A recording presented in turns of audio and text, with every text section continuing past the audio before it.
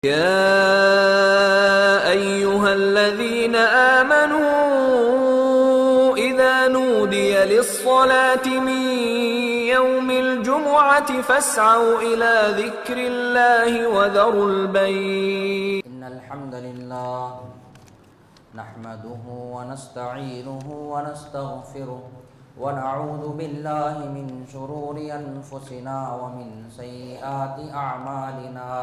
من يهده الله فلا مضل له ومن يضلله فلا هادي له وأشهد أن لا إله إلا الله وأشهد أن محمدا عبده ورسوله. أما بعد فإن خير الحديث كتاب الله وخير الهدي هدي محمد صلى الله عليه وسلم وشر الأمور محدثاتها وكل محدثة بدعة وكل بدعة ضلالة وكل ضلالة في النار. فأعوذ بالله السميع العليم من الشيطان الرجيم من همزه ونفخه ونفثه. بسم الله الرحمن الرحيم. يا أيها الذين آمنوا اتقوا الله حق تقاته ولا تموتن إلا وأنتم مسلمون.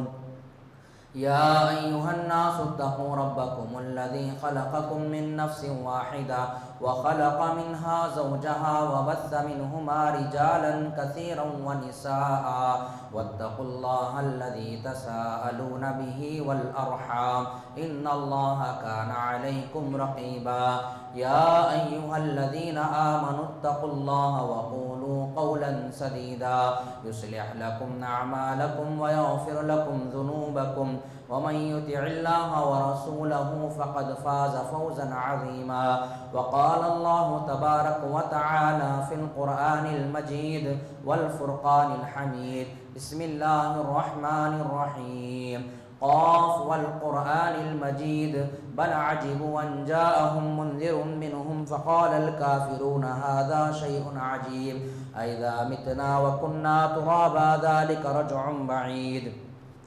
قد علمنا ما تنقص الأرض منهم وعندنا كتاب حفيظ بل كذبوا بالحق لما جاءهم فهم في أمر مريج. أفلم ينظروا إلى السماء فوقهم كيف بنيناها وزيناها وما لها من فروج والأرض مددناها وألقينا فيها رواسي وأنبتنا فيها من كل زوج بهيج تبصرة وذكرى لكل عبد منيب. وقال الله تبارك وتعالى في موضع آخر يولج الليل في النهار ويولج النهار في الليل. وقال الآخر ما ترى في خلق الرحمن من تفاوت فارجع البصر هل ترى من فطور. حاضرین جمعہ، بزرگان محترم، نوجوانان ملت اور امت کے ہونہار بچوں، پردہ نشین اسلامی ماں اور بہنوں، ساری بڑائیاں، ساری کبریائی، ساری حمد و ثنا اس اللہ وحدہ کے لیے لائق و زیبا ہے جو سارے عالم کا یکتا و تنہا خالق مالک مدبر ہے۔ بے شمار انگن درود و سلام ہو اللہ رب العالمین کے بھیجے ہوئے پیغمبروں پر، خاص کر میرے اور آپ کے آخری نبی آخری رسول محمد مصطفیٰ صلی اللہ علیہ وسلم کی ذات مقدسہ پر۔ حاضرین جمعہ، آج جس عنوان کو لے کر میں یہاں کھڑا ہوا ہوں، اس عنوان کا سب سے پہلا مخاطب میں ہوں، اس کے بعد ہم تمام اس کے مخاطب ہیں۔ دعا ہے کہ رب العالمین ہم تمام کو کہنے اور سننے سے زیادہ عمل پیرا ہونے کی توفیق عطا فرمائے۔ رب اشرح لی صدری ویسر لی امری واحلل عقدۃ من لسانی یفقہوا قولی۔ میں نے خطبہ حاجہ کے بعد سورہ آل عمران کی ایک آیت کریمہ کا مختلف حصہ اور سورہ ملک کا ایک مختلف حصہ تلاوت کیا ہے۔ اس میں رب العالمین نے فرمایا یولج اللیل فی النہار ویولج النہار فی اللیل، ہم رات کو دن میں داخل کرتے ہیں اور دن کو رات میں داخل کرتے ہیں۔ اور ایک مقام پر اللہ رب العالمین نے موسم کی تبدیلیوں سے بھی اس آیت کریمہ کو تلاوت کیا ہے، یعنی جب رات طویل ہو جاتی ہے تو اس وقت ہم ٹھنڈ محسوس کرتے ہیں، ٹھنڈک محسوس کرتے ہیں، سردی محسوس کرتے ہیں، اور جب دن طویل ہو جاتا ہے تو ہمیں گرمی محسوس ہوتی ہے، موسم گرما اس میں تبدیل ہو جاتا ہے۔ اور ایک سورہ ملک کی آیت کریمہ میں رب العالمین نے فرمایا ما ترى فی خلق الرحمن من تفاوت، کیا تم اس کائنات کی تخلیق میں جو اللہ رب العالمین نے اس کائنات کو بنایا، اس کائنات میں کوئی تم دراڑ دیکھ رہے ہو، کوئی شگاف دیکھ رہے ہو، کوئی کمی تمہیں محسوس ہو رہی ہے، اگر تم آسمان کی طرف اپنی نگاہوں کو دوڑاؤ گے، بار بار تم اپنی نگاہوں کو آسمان پر دوڑاؤ گے، تو تمہاری نگاہیں تھک ہار کر تمہارے پاس واپس آ جائیں گی، اس حال میں کہ وہ ذلیل ہو جائے گی۔ لیکن تم اس کے باوجود بھی آسمان میں یا رب العالمین کی کائنات میں کچھ شگاف، کوئی تبدیلی، کوئی شک شبہ نہیں نکال سکتے۔ یہ رب العالمین کا فرمان ہے۔ یہ کائنات جس میں ہم زندگی گزار رہے ہیں اللہ تعالیٰ کی بے مثال نظام کا شاہکار ہے، اور اس میں کسی قسم کا کوئی جھول نہیں ہے، تبدیلی نہیں ہے۔ اس سے پہلے کہ ہم خطبے کو آگے بڑھائیں، میری مراد ان بھائیوں سے ہے جو ٹیک لگا کر بیٹھے ہیں، وہ اپنے ٹیکوں کو چھوڑ دے اور خطبے کے جو مسنون آداب ہیں اس کا لحاظ رکھے۔ اس جمعہ میں نہیں بلکہ ہر جمعہ میں ہمیں یہ کوشش ہونی چاہیے کہ اللہ کے رسول صلی اللہ علیہ وسلم نے جن چیزوں کو بتلایا ہے کہ جو شخص اول وقت میں اول وہلہ میں جو مسجد میں داخل ہوتا ہے اس کو اونٹ کا ثواب ملتا ہے، اس کے بعد آنے والے کو گائے کا، بکرے کا، مرغی کا، انڈے کا، اس کے حساب سے ثواب دیا جاتا ہے۔ تو میری اور آپ کی، ہم تمام کی یہ کوشش ہونی چاہیے کہ ہم جمعے کا پورا ثواب بٹورنے کی کوشش کریں۔ رب العالمین ہم تمام کو اس کی توفیق عطا فرمائے۔ اللہ تعالیٰ نے دن اور رات کی جو پوری پابندی کے ساتھ دن اور رات کو جو مقرر کر دیا ہے، اور وہ پابندی کے ساتھ اپنا کام کر رہے ہیں، اور اسی طرح اللہ تعالیٰ نے مختلف موسم بنائے ہیں۔ موسم سرما جیسا کہ جس موسم سے میں اور آپ گزر رہے ہیں، اور موسم گرما جو اس کے بعد آنے والا ہے۔ اس کے بعد ایک موسم آتا ہے موسم خزاں، جس میں بارشیں ہوتی ہیں، یا اسی طرح موسم پتجھڑ جو اس کی ابتدا میں ہوتا ہے۔ ہر موسم کی کچھ نہ کچھ خصوصیات ہے، ان کے تعلق سے اسلام نے کچھ ہدایت دی ہیں۔ اسی مضمون کے تحت مجھے آج آپ تمام سے ہم کلام ہونا ہے، سردی کے ایام میں عبادت کی کیا فضیلت ہے۔ ہم ان موسم سے اس فضیلت، ان میں جو عبادتیں کی جاتی ہیں اس کی کیا فضیلت ہے، اس کے متعلق چند باتیں جاننے کی کوشش کرتے ہیں۔ سردی کے موسم میں عام طور پر فرائض میں کوتاہی ہوتی ہے، فرض نمازوں میں کوتاہی ہوتی ہے۔ سردی کی وجہ سے سرد راتوں میں گھر سے نکلنا دشوار ہو جاتا ہے۔ پھر بھی اللہ کا فضل ہے ہم اہل حیدرآباد پہ کہ اللہ تعالیٰ اتنی سردیاں ہم پر سایہ فکر نہیں کرتا کہ ہم گھر سے نہ نکلیں۔ ہم اپنی ضروریات کے لیے تو نکلتے ہیں، لیکن جو فرائض کی پابندی ہوتی ہے، نمازوں کا اہتمام ہوتا ہے، اس میں سردی کی وجہ سے کیا ہے وضو کرنا ہم پر دشوار ہو جاتا ہے۔ آج بھی ہمارے معاشرے میں ایسے لوگ پائے جاتے ہیں، ایسے بزرگان پائے جاتے ہیں جو ٹھنڈے پانی سے وضو کرتے ہیں، ٹھنڈے پانی سے وضو کر نماز پڑھتے ہیں۔ جبکہ خطبے کے دوران باتیں آئیں گی تو اس میں بتایا جائے گا کہ سرد راتوں میں نکلنا طبیعت پر کیا ہے گراں گزرتا ہے، مشقت ہوتی ہے، جس کی وجہ سے اکثر فرض نمازوں کی جماعت کیا ہے ہم سے فوت ہو جاتی ہے، چھوٹ جاتی ہے۔ بسا اوقات نماز کا وقت بھی ختم ہو جاتا ہے، لیکن ہمارا دل کیا ہے نماز پڑھنے کی طرف مائل نہیں ہوتا۔ ایک مسلمان کے لیے نماز میں سستی اور غفلت درست چیز نہیں ہے، درست بات نہیں ہے، اس کے لیے زیب نہیں دیتا۔ موسم کتنا ہی سرد کیوں نہ ہو، مردوں کے لیے ضروری ہے کہ نماز با جماعت کا اہتمام کریں، اور جو لوگ سرد موسم میں دشواری کے باوجود، سختیوں کے باوجود، سردی کی سختی کے باوجود نماز ادا کرتے ہیں، ان کا یہ عمل اللہ تعالیٰ کو بہت پسند ہے۔ چنانچہ رسول اکرم صلی اللہ علیہ وسلم نے فرمایا اللہ تعالیٰ دو بندوں سے خوش ہوتا ہے، اللہ تعالیٰ دو بندوں سے خوش ہوتا ہے۔ پھر ان میں سے ایک کا ذکر کرتے ہوئے اللہ کے رسول صلی اللہ علیہ وسلم نے فرمایا ایک وہ شخص ہے جو رات کے حصے میں اٹھتا ہے، سرد رات میں، رات کے حصے میں یعنی مراد سردی کے راتوں میں سخت رات کے باوجود، سخت سردی کے باوجود اٹھتا ہے اور وضو کرتا ہے، 2 رکعت نماز پڑھتا ہے۔ اللہ رب العالمین اس بندے کے بارے میں اپنے فرشتوں سے سوال کرتے ہیں کہ اس کو کس چیز نے اپنی نیند قربان کرنے کے لیے روکے رکھا، اس کو کس چیز نے اس پر مجبور کر دیا کہ وہ اٹھے اور اس سخت سرد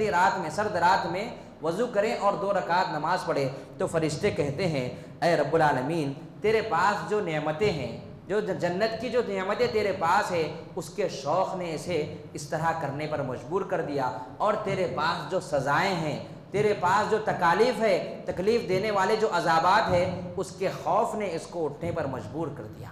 اللہ رب العالمین کہتا ہے پھر میں وہ چیزیں اس کو عطا کروں گا، پھر میں وہ چیزیں اس کو عطا کروں گا۔ یہ میرے بھائی کہنے اور سننے کے لیے ہمیں بڑی دل کو لگتی ہے، لیکن عمل کرنے پہ ہم کیا ہے پیچھے رہ جاتے ہیں۔ عمل سے ہی انسان کی کیا ہے زندگی عملی نمونہ اس کی پیش کرتی ہے۔ سردی کے ایام میں وضو کرنے کی کیا فضیلت ہے، سردی کے ایام میں وضو کرنے کی کیا فضیلت ہے۔ ماشاءاللہ آج اس معاشرے میں آج ہمارے اکثر مساجد میں گیزر بھی ایک اللہ تعالیٰ کی نعمت ہے، وہ ہمارے معاشرے میں پائی جاتی ہے، لیکن اس کے باوجود بھی ہماری جو نمازوں کا حال ہے بالکل اللہ ہی ہم پر رحم فرمائے۔ سردی کے ایام میں خصوصاً سرد راتوں میں پانی بہت ٹھنڈا ہوتا ہے، ٹھنڈے پانی سے وضو کرنا بہت دشوار ہوتا ہے، مگر جو شخص اس دشواری کے باوجود اس تکلیف کے باوجود اچھی طرح وضو کرتا ہے اور وہ اجر و ثواب کا مستحق ہوتا ہے۔ رسول اکرم صلی اللہ علیہ وسلم نے فرمایا الا ادلکم ما یمحو اللہ بہ الخطایا ویرفع بہ الدرجات، کیا میں تمہیں ایسا عمل نہ بتلاؤں جس کے ذریعے اللہ تعالیٰ تمہارے گناہوں کو معاف کر دیتا ہے، تمہارے گناہوں کو مٹا دیتا ہے اور تمہارے درجات کو بلند کرتا ہے۔ صحابہ اکرام رضوان اللہ علیہم اجمعین نے جواب دیا ضرور بتلائیے اللہ کے رسول صلی اللہ علیہ وسلم، اسی کے تو ہم منتظر ہیں، اسی کے تو ہم کیا ہے خواہش مند ہیں۔ تو اللہ کے رسول صلی اللہ علیہ وسلم نے فرمایا اسباغ الوضوء علی المکارہ وکثرۃ الخطا الی المساجد وانتظار الصلاۃ بعد الصلاۃ فذالکم الرباط۔ اسے مسلم نے روایت کیا ہے، باب ما یرفع الدرجات فی الجنہ میں صحیح مسلم نے اسے روایت کیا ہے کہ طبیعت کے گراں کرنے کے باوجود، طبیعت نہ چاہنے کے باوجود، طبیعت ناپسند کرنے کے باوجود بھی کیا ہے تم اچھی طرح وضو کرنا، اچھی طرح مکمل وضو کرنا، پھر مسجد کی طرف زیادہ قدم چلتے ہوئے جانا اور ایک نماز کے بعد دوسری نماز کا انتظار کرتے بیٹھے رہنا، یہ اعمال دین کے محافظ ہیں، پہرے دار ہیں۔ یہ اعمال ایسے ہیں تمہارے دین کے پہرے دار ہیں، چوکیدار ہیں۔ اگر ان اعمال کو تم اچھی طریقے سے بجا لاؤ گے تو پھر کیا ہے تمہارے سارے گناہ مٹا دیے جائیں گے اور اللہ رب العالمین تمہارے درجات میں اضافہ کرے گا۔ بعض ایسی عبادتیں ہیں جو اس موسم میں آسانی کے ساتھ کی جا سکتی ہیں، بعض ایسی عبادتیں ہیں جو انسان کیا ہے آسانی کے ساتھ کر سکتا ہے، کیونکہ سردی کے ایام میں دن مختصر ہوتا ہے، چھوٹا ہوتا ہے اور ماحول خوشگوار ہوتا ہے، اس لیے اس موسم میں روزہ رکھنے میں دشواری پیش نہیں آتی، تکلیف نہیں ہوتی۔ اللہ کے رسول صلی اللہ علیہ وسلم نے اس موسم میں روزہ رکھنے پر ابھارا ہے۔ آپ صلی اللہ علیہ وسلم نے فرمایا الغنیمۃ الباردۃ الصوم فی الشتاء، موسم سرما میں روزہ رکھنا بغیر محنت، بغیر تکلیف، بغیر مشقت کے حاصل ہونے والے مال غنیمت کے برابر ہے۔ یعنی اللہ کے رسول صلی اللہ علیہ وسلم نے یہ ہمیں بتلایا ہے کہ ان موسم میں اگر کوئی روزہ رکھتا ہے، روزے کا اہتمام کرتا ہے سردی کے ایام میں، تو بغیر کسی محنت، بغیر کسی تکلیف کے مال غنیمت حاصل کرنے کے برابر ہے۔ اور یہ صحابہ کرام کے لیے ایسا مال غنیمت تھا، بعض صحابہ کرام کے بارے میں آتا ہے، انشاءاللہ خطبے کے دوران بتایا جائے گا۔ دوسری خوبی یہ ہے کہ اس موسم میں رات بہت طویل ہوتی ہے، رات بڑی لمبی ہوتی ہے، جس کی وجہ سے مومن بندہ ایک آدھ گھنٹہ تہجد کے لیے بآسانی نکال سکتا ہے، بآسانی کے ساتھ ایک گھنٹہ، آدھا گھنٹہ انسان کیا ہے آسانی کے ساتھ اس موسم میں نکال سکتا ہے قیام اللیل کے لیے۔ اسی لیے اسلاف اکرام رحمہ اللہ اس موسم کے بارے میں فرمایا کرتے تھے انما کان الشتاء ربیع المؤمن، موسم سرما، سردی کا موسم حقیقت میں مومن کے لیے بہار کا موسم ہے، موسم بہار ہے، اس لیے وہ طاعت و بندگی کے باغات میں چرتا اور عبادت و ریاضت کے میدانوں میں سیر کرتا ہے، آسانی کے ساتھ اس میں عبادتیں بجا لا جا سکتی ہے، اس کا دل آسان اعمال کے باغیچوں میں ٹہلتا رہتا ہے۔ مومن کسی مشقت و تکلیف کے بغیر روزہ رکھتا ہے اور اس کو نہ پیاس کی شدت ستاتی ہے، نہ بھوک اسے پریشان کرتی ہے، اور وہ رات پورے اطمینان و سکون کے ساتھ اللہ کے حضور کھڑا ہو کر خوش دعا و مناجات اور تہجد میں مصروف رہتا ہے۔ یہ ایسا عمل ہے اس کو صحابہ کرام، اسلاف کرام اپنایا کرتے تھے، اور انہوں نے اس کو اپنا کر اپنے اخروی زندگی جو ہمیشہ رہنے والی ہے اس کے لیے انہوں نے توشہ تیار کر لیا۔ لیکن اس کے باوجود بھی صحابہ کرام کے بارے میں آتا ہے جب ان کے آخری وقت آتا تھا، انتقال کا وقت قریب آتا تھا تو رونے لگتے تھے۔ جب پوچھا جاتا تو کیوں رو رہے ہیں؟ میں موسم سرما کی وجہ سے رو رہا ہوں کہ وہ مجھ سے رخصت ہو رہا ہے، میں اس سے رخصت ہو رہا ہوں، اگر وہ موسم رہتا تو میں اس سے بھرپور فائدہ اٹھاتا، کیونکہ اللہ تعالیٰ تہجد کے وقت ایک ایسا موقع ہوتا ہے، اللہ رب العالمین آسمان دنیا پر آتا ہے اور کہتا ہے کوئی حاجت مند جس کی میں ضرورتوں کو پوری کروں، ہے کوئی سائل جس کے میں سائل کا جواب دوں، ہے کوئی محتاج جس کی محتاجی کو میں دور کر دوں، ہے کوئی تنگدست جس کی میں تنگدستی دور کر دوں، ہے کوئی بیمار جس کی میں بیماری کو صحت مندی میں بدل دوں۔ یعنی اللہ رب العالمین ہر حاجت مند ضرورت مند کے لیے سوال کرتا ہے کوئی اپنا اخروی نعمتوں کو چاہنے والا کہ میں اس کی اخروی نعمتیں اس کے حق میں لکھ دوں، ہے کوئی اخروی عذاب سے بچنے کے لیے امیدوار کہ میں اس کی اخروی عذاب کو کیا ہے نیکیوں میں بدل دوں اور اس عذاب سے اسے بچا لوں۔ یعنی موسم سرما اسلاف اکرام کی عبادتوں کا حال کیا تھا ان موسم میں، آئیے نظر ڈالتے ہیں۔ موسم سرما اللہ کے نیک بندوں کے لیے عبادت میں آگے بڑھنے کا موقع، نیکیاں زیادہ سے زیادہ کمانے بٹورنے کا موقع، یعنی ایک بہترین موقع۔ جب یہ موسم آتا تو اسلاف اکرام خوش ہو جاتے۔ عمر بن خطاب رضی اللہ عنہ فرماتے تھے الشتاء غنیمت العابدین، موسم سرما اللہ کے نیک بندوں کے لیے، عبادت کرنے والے بندوں کے لیے مال غنیمت کی مانند ہے۔ عبداللہ بن مسعود رضی اللہ عنہ فرماتے ہیں مرحبا بالشتاء تنزل فيه البركة ويطول فيه الليل والقيام ويقصر فيه النهار للصيام، موسم سرما کا آنا مبارک ہو۔ مبارکبادی دیتے تھے صحابہ اکرام ایک دوسرے کو کہ موسم سرما کا آنا مبارک ہو۔ کیوں؟ اس میں ہوتا کیا ہے؟ اس میں برکتوں کا نزول ہوتا ہے تہجد کے لیے رات میں، اور رات طویل ہوتی ہے جس کی وجہ سے ہم اللہ رب العالمین کی برکتیں حاصل کر سکتے ہیں، اور دن چھوٹا ہوتا ہے، مختصر ہوتا ہے، اور روزے داروں کے لیے اس میں کیا ہے بغیر مشقت کے بغیر محنت کے نیکیاں بٹورنا آسان ہو جاتا ہے۔ حسن بصری رحمہ اللہ فرماتے ہیں نعم زمان المؤمن الشتاء لیلہ طویل یقومہ ونہار قصیر یصوم، موسم سرما مومن کے لیے کیا ہے بہترین موسم ہے، رات طویل ہوتی ہے جس میں وہ لمبی لمبی نمازیں پڑھ سکتا ہے، اور دن مختصر چھوٹا ہو جاتا ہے جس میں روزہ رکھنا اس کے لیے آسان ہو جاتا ہے۔ یعنی جب موسم سرما شروع ہو جاتا ہے تو عبید بن عمیر رحمہ اللہ فرماتے ہیں یا اہل القرآن طال اللیل لصلاتکم وقصر النہار لصیامکم فاغتنموا، اے قرآن کے حافظو، اے قرآن یاد کرنے والو، اے وہ لوگوں جن کے سینے میں کچھ قرآن کا کچھ حصہ موجود ہو، اٹھو اس رات سے کیا ہے فائدہ اٹھا لو، اپنے قرآن کی تلاوتوں کے لیے ان راتوں کو چن لو۔ اور اس کے بعد فرماتے ہیں وقصر النہار لصیامکم، اے وہ لوگوں، اے روزہ رکھنے والو، کیونکہ روزہ ایک ایسی نعمت ہے، روزہ ایک ایسی چیز ہے جس کے بارے میں کئی احادیث آئے ہیں، جن میں سے چند میں آپ کے سامنے ذکر کرتا ہوں کہ روزہ انسان اور اس کے گناہوں کے درمیان بعض روایت کے مطابق 70 سال، بعض روایت کے مطابق 40 سال کی مسافت کی دوری ڈال دیتا ہے، ایک وادی، بڑی وادی کے درمیان دوری ڈال دیتا ہے گناہوں کے درمیان۔ اور ایک روایت میں آتا ہے کہ روزہ کیا ہے، جس طرح انسان جب لڑائی کرتا ہے تو تلوار کے ساتھ ایک ڈھال استعمال کرتا ہے، بالکل روزہ بھی کیا ہے اسی طرح ہمارے گناہوں سے بچنے کی ڈھال ہے۔ اور اللہ رب العالمین روزے دار کے لیے جو نعمت تیار کر رکھی ہے، اس کے نام روزے داروں کے لیے باب الریان اللہ رب العالمین نے تیار کر رکھا ہے۔ اور پھر روزہ ایک ایسا عمل ہے جس کا ثواب کیا ہے اللہ رب العالمین اپنے ہاتھ سے دینے والا ہے، اپنے ہاتھوں سے دینے والا ہے روزے کا ثواب۔ یحییٰ بن معاذ رضی اللہ عنہ فرماتے ہیں رحمہ اللہ فرماتے ہیں اللیل طویل فلا تقصرہ بمنامک والاسلام نقی فلا تدنسہ بآثامک،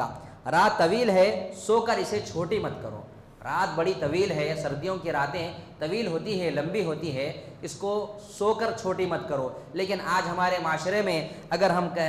بول سکتے ہیں تو ہمارے جو معاشرے کا حال ہے، راتوں کو ہم سو کر نہیں گزارتے، جاگ کر اور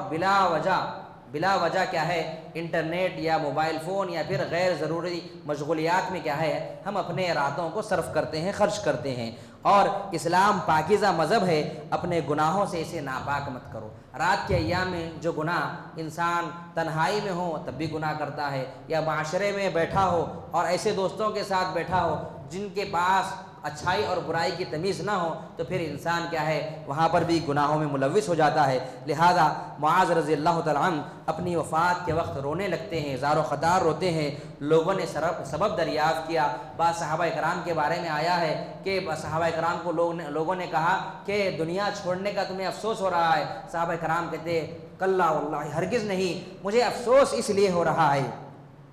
کس لیے ہو رہا ہے؟ اب کی علی اربع ایام الصیف الحارہ کنت اصومها ولیال الشتاء الباردہ کنت اقومها ومجالس العلماء ومصاحبۃ الصالحین۔ مجھے 4 چیزیں چھوٹنے کا ڈر ہو رہا ہے، 4 چیزوں کے چھوٹنے کا افسوس ہو رہا ہے۔ ایک، موسم گرما کے دنوں کے چھوٹنے کا ڈر ہو رہا ہے، کیونکہ ان ایام میں میں روزے رکھا کرتا تھا۔ یہ معاذ بن جبل رضی اللہ تعالیٰ عنہ ہیں جو اپنی وفات کے وقت روتے ہیں، کہتے ہیں کہ میں موسم گرما کے چھوٹنے کا افسوس مجھے اس لیے ہو رہا ہے کہ میں وہ طویل دن، بڑا دن ہونے کے باوجود بھی میں اس میں روزے رکھا کرتا تھا۔ اور دوسرا، موسم سرما کی ٹھنڈی راتوں کا مجھے افسوس ہو رہا ہے، اس لیے افسوس ہو رہا ہے کہ جن راتوں میں میں تہجد کا اہتمام کیا کرتا تھا، ان راتوں میں میں تہجد کی نماز پڑھا کرتا تھا، اللہ رب العالمین سے سرغوشی کیا کرتا تھا، اور اس کا مجھے افسوس ہو رہا ہے۔ تیسرا افسوس مجھے اس لیے ہو رہا ہے کہ میں علماء کی مجلسوں میں بیٹھا کرتا تھا، علماء کی مجلسوں سے میں فائدہ اٹھایا کرتا تھا، اور آج ہمارا معاشرہ یہ ہے کہ ہم انٹرنیٹ سے علم حاصل کر رہے ہیں، علماء کو ہم نے پس پش ڈال دیا ہے۔ اور چوتھی چیز جو معاذ بن جبل رضی اللہ عنہ نے فرمایا کہ جو مجھے افسوس ہو رہا ہے وہ نیک لوگوں کی صحبت کا چھوٹنے کا مجھے افسوس ہو رہا ہے۔ لہذا دنیا میں رونما ہونے والی تبدیلیاں عام انسان کے لیے کوئی اہمیت سے کم نہیں رکھتی، مگر بندے مومن کے لیے عبرت کی چیزیں ہیں۔ جو عام دنوں میں جو موسم تبدیل ہوتا ہے یا کچھ حادثات جو بھی دنیا میں رونما ہوتے ہیں، یہ عام لوگوں کے لیے یہی باتیں ہوتی ہے کہ آتے ہیں یہ ساری چیزیں اور چلے جاتے ہیں، لیکن مومن کے لیے جو حقیقی معنوں میں مومن ہوتا ہے اس کے لیے بڑی عبرت کا سامان ہوتا ہے۔ جب سردی کا موسم آتا ہے، پتے جھڑنے لگتے ہیں، پتوں کا یہ جھڑنا مومن کو اپنے گناہوں کا جائزہ لینے پر ابھارتا ہے، آمدہ کرتا ہے، جو حقیقی معنوں میں مومن ہوتا ہے۔ ابو ذر غفاری رضی اللہ عنہ فرماتے ہیں کہ ایک مرتبہ موسم سرما میں اللہ کے رسول صلی اللہ علیہ وسلم گھر سے نکلے اور آپ صلی اللہ علیہ وسلم درخت سے پتوں کو جھڑتے ہوئے دیکھا، تو ایک درخت کو اللہ کے رسول صلی اللہ علیہ وسلم نے پکڑا اور اس کی ڈالیاں پکڑ کر اللہ کے رسول صلی اللہ علیہ وسلم نے جھڑایا، پتوں کو جھڑایا اور پھر دیکھا، اور جس کی وجہ سے پتے جھڑنے لگے۔ پھر ابو ذر رضی اللہ عنہ کو آواز دی، فرمایا ابو ذر ادھر آؤ، تو ابو ذر رضی اللہ عنہ نے فرمایا اللہ کے رسول صلی اللہ علیہ وسلم میں حاضر ہوں۔ آپ صلی اللہ علیہ وسلم نے فرمایا ان العبد المسلم لیصلی الصلاۃ یرید بها وجہ اللہ فتحافت عنہ ذنوبہ کما تحافت هذا الورق عن هذه الشجرہ۔ صحیح ترغیب و ترہیب میں علامہ البانی نے سے نقل کیا ہے، مسلمان بندہ جب اللہ کی خوشنودی حاصل کرنے کے لیے نماز ادا کرتا ہے تو اس کے گناہ ویسے ہی جھڑتے ہیں جیسے اس درخت کے پتے جھڑتے ہیں۔ موسم گرما میں گرمی کی شدت میں اضافہ ہوتا ہے تو موسم سرما میں سردی کی شدت بڑھتی ہے، اور سردی کی شدت مومن کو جہنم کی یاد دلاتی ہے، کیونکہ اللہ کے رسول صلی اللہ علیہ وسلم نے فرمایا جہنم نے اللہ رب العالمین سے شکایت کی، اے اللہ میرا ایک حصہ دوسرے حصے کو کھایا جا رہا ہے، لہذا اللہ تعالیٰ نے جہنم کو سال میں 2 مرتبہ سانس لینے کی اجازت دی۔ جب وہ سانس اندر کی جانب لیتی ہے جہنم تو پھر ہمیں سردی محسوس ہوتی ہے، ٹھنڈک محسوس ہوتی ہے، اور جب جہنم اپنی سانس چھوڑتی ہے تو ہم جیسا کہ موسم گرما دیکھتے ہیں گرمی ہمیں محسوس ہوتی ہے۔ اور اللہ کے رسول صلی اللہ علیہ وسلم نے فرمایا کہ اللہ تعالیٰ نے جو جہنم کو یہ سانس لینے اور چھوڑنے کا موقع دیا ہے، اس سے پتہ چلتا ہے کہ جہنم میں جہاں آگ کا عذاب ہے وہیں سرد بھی عذاب ہے، یعنی ٹھنڈک کا بھی عذاب ہے۔ اگر ہم زیادہ ٹھنڈا پانی ہو جاتا ہے تو ہمارے حلق سے نہیں اترتا، ہمیں تکلیف پہنچاتا ہے، اور کبھی کسی کا گلا خراب ہو جاتا ہے۔ اس طرح بے شمار سردی سے کیا ہے حالات ہوتے ہیں۔ یہی وجہ ہے جہنم میں جہنمیوں کو جو عذابات دیے جائیں گے، ایک تو گرم پانی کا عذاب ہوگا، تو دوسری طرف ٹھنڈے پانی کا بھی عذاب ہوگا، جس کے بارے میں رب العالمین نے فرمایا ھذا فلیذوقوا حمیم وغساق وآخر من شکلہ ازواج۔ سورہ دخان میں رب العالمین نے فرمایا بس اسے چکھیں، یہ گرم کھولتا ہوا پانی ہے اور سخت ٹھنڈا پانی ہے۔ اس طرح اور طرح طرح کے عذاب اس آیت کریمہ کی تفسیر میں علامہ ابن کثیر رحمہ اللہ فرماتے ہیں اما الحمیم فهو حار الذي قد انتهى حره واما الغساق فهو ضده وهو البارد الذي لا يستطيع من شدة برده المؤلم، یعنی حمیم انتہائی شدید سخت گرم پانی، اور غساق اس کی ضد انتہائی سخت ترین ٹھنڈا پانی، یعنی سخت ٹھنڈا پانی جس کا پینا نہایت مشکل ہو جاتا ہے، اور ایسے پانی کا بھی اسے عذاب دیا جائے گا، اور گرم پانی جس کا پینا دشوار ہو جاتا ہے۔ احادیث میں اس کی تفصیلات آئی ہیں، ابھی موقع نہیں ہے کہ اس کی تفصیلات بیان کی جائیں۔ اور اللہ رب العالمین نے ایسے لوگوں کے بارے میں فرمایا جو جنت میں جائیں گے، جنتی لوگ متکئین فیہا علی الارائک لا یرون فیہا شمسا ولا زمہریرا، جنتی لوگ جب جنت میں چلے جائیں گے تو وہاں مسندوں پر ٹیک لگائے آمنے سامنے بیٹھے ہوں گے، وہاں انہیں نہ سخت سردی ان کو تکلیف پہنچائے گی، نہ گرمی سخت تکلیف پہنچائے گی۔ یعنی اللہ رب العالمین نے جنت کا ماحول بڑا ہی پرامن، بڑا ہی خوشگوار موسم اللہ رب العالمین نے رکھا ہے۔ جیسا کہ ابراہیم علیہ السلام کو جب آگ میں ڈالا گیا تھا، رب العالمین نے آگ کو جیسا حکم دیا قلنا یا رکونی برداً وسلاما علی ابراہیم، اے آگ ابراہیم پر سلامتی والی بن جا،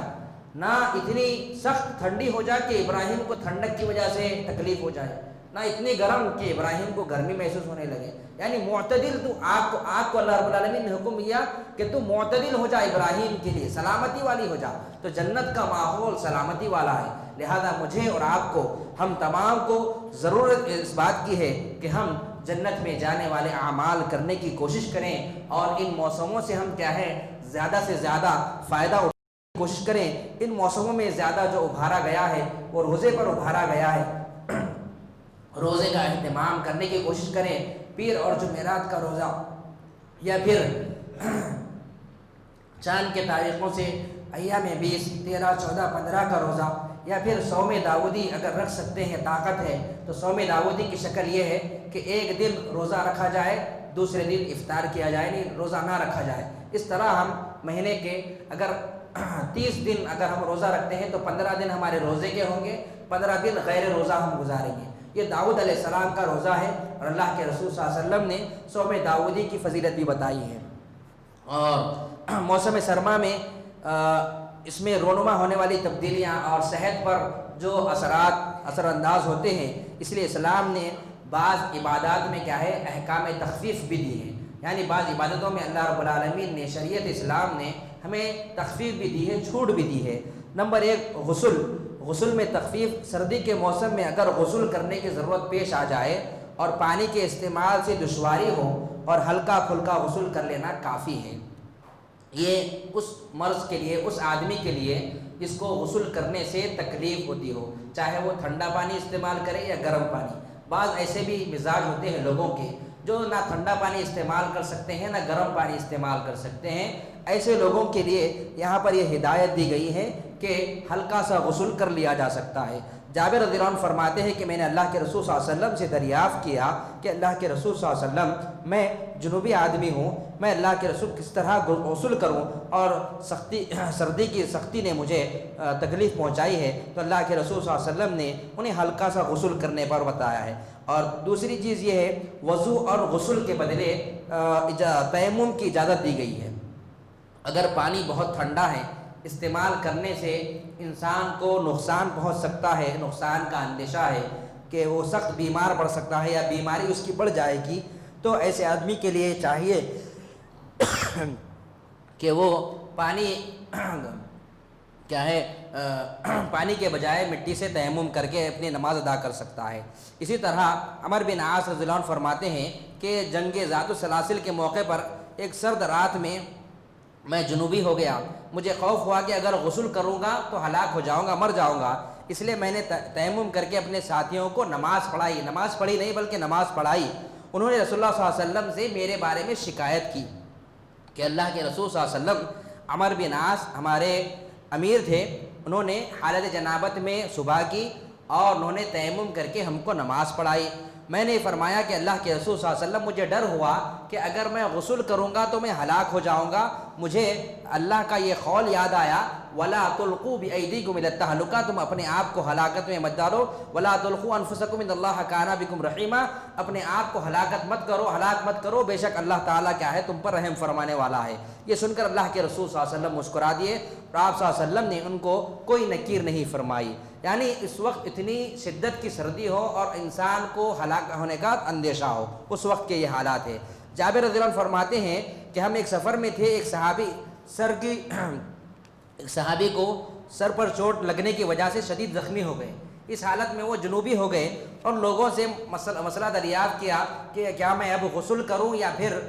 تیمم کر کے نماز پڑھوں؟ تو لوگوں نے کہا کہ تم پانی پانے پر قدرت رکھتے ہو، پانی تمہارے پاس آسانی کے ساتھ مہیا ہے، لہٰذا تم کو غسل کرنا پڑے گا۔ لہٰذا انہوں نے غسل کیا اور اس غسل کرنے کی وجہ سے وہ ہلاک ہو گئے، یعنی انتقال کر گئے۔ جب اللہ کے رسول صلی اللہ علیہ وسلم کو اس واقعے کی اطلاع دی گئی تو اللہ کے رسول صلی اللہ علیہ وسلم نے فرمایا لوگوں نے انہیں مار ڈالا، لوگوں نے انہیں مار ڈالا، لہذا ضروری یہ تھا کہ وہ مسئلہ بیان کر لیتے، خود سے ایسا ویسا مسئلہ بیان نہ کرتے۔ تم لوگوں کے غلط بیانی کی وجہ سے ایک آدمی کی جان چلی گئی۔ لہذا اللہ کے رسول صلی اللہ علیہ وسلم نے فرمایا انما کان یکفیہ ان یتم ویعصر علی جرحہ خرقۃ ثم یمسح علیہا ویغسل سائر جسدی،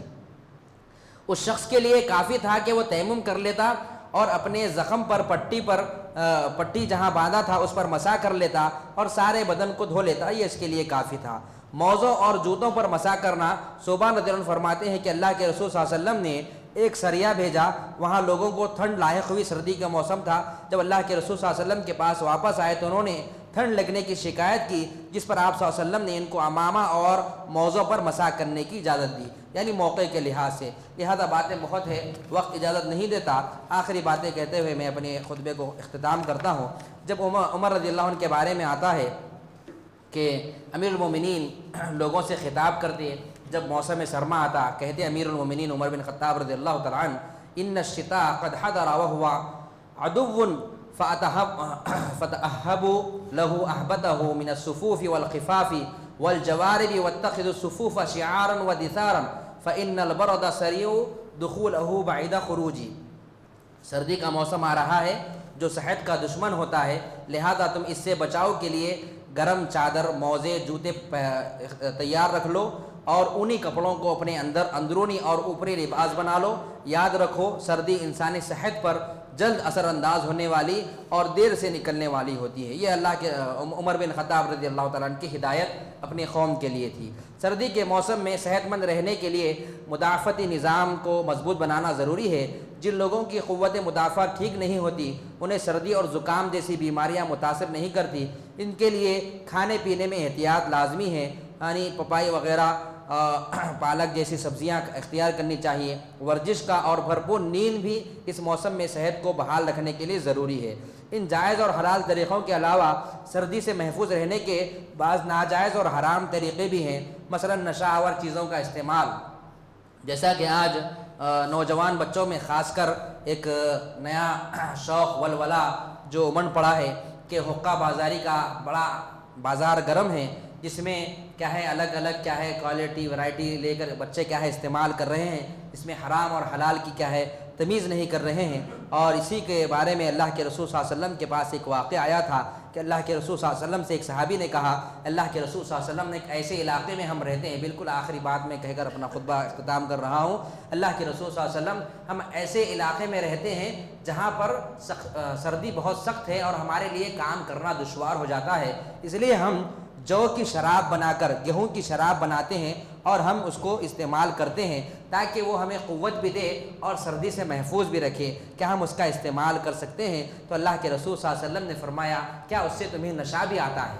شراب یعنی پانی کو کہتے ہیں، اگر کیا اس سے نشہ بھی آتا ہے اس گیہوں کی شراب سے؟ تو صحابی نے کہا اللہ کے رسول صلی اللہ علیہ وسلم ہاں اس سے نشہ بھی آتا ہے۔ تو اللہ کے رسول صلی اللہ علیہ وسلم نے منع فرمایا اور فرمایا کہ اللہ کے رسول صلی اللہ علیہ وسلم اس سے وہاں کے جو معاشرے کے لوگ ہیں اس سے عادی ہو چکے ہیں، ان کو اس کی عادت پڑ چکی ہے کہ اللہ کے رسول صلی اللہ علیہ وسلم اس طرح اب کیا کرے؟ تو اللہ کے رسول صلی اللہ علیہ وسلم نے فرمایا کہ انہیں چھوڑنے کا حکم دو، اگر وہ نہ چھوڑے تو پھر ان سے جنگ کرو۔ لہذا دعا ہے کہ اللہ رب العالمین ہمارے معاشرے میں جس طرح نوجوان بے راہ روی کا شکار ہیں اور جس طرح حرام نوشی ہمارے نوجوان شیوا بنا رہے ہیں، رب العالمین سے دعا ہے کہ رب العالمین ان حرام چیزوں سے بچنے کی ہمارے نوجوانوں کو توفیق عطا فرمائے۔ رب العالمین جو خطبے میں جو کچھ باتیں کہی ہیں، رب العالمین کہنے والے کو کہنے سے زیادہ، سننے والوں کو سننے سے زیادہ ہم تمام کو اس پر عمل پیرا ہونے کی رب العالمین توفیق عطا فرمائے۔ رب العالمین ان راتوں کا اہتمام کرنے، قیام اللیل کا ہمیں اہتمام کرنے کی توفیق عطا فرما۔ رب العالمین ان دنوں کا ہمیں اہتمام کرنے، ان دنوں کو غنیمت جانتے ہوئے روزے زیادہ سے زیادہ روزے رکھنے اور اپنے نام اعمال میں زیادہ سے زیادہ نیکیاں کمانے کی ہم تمام کو توفیق عطا فرما۔ رب العالمین موسم کے سختی کی وجہ سے،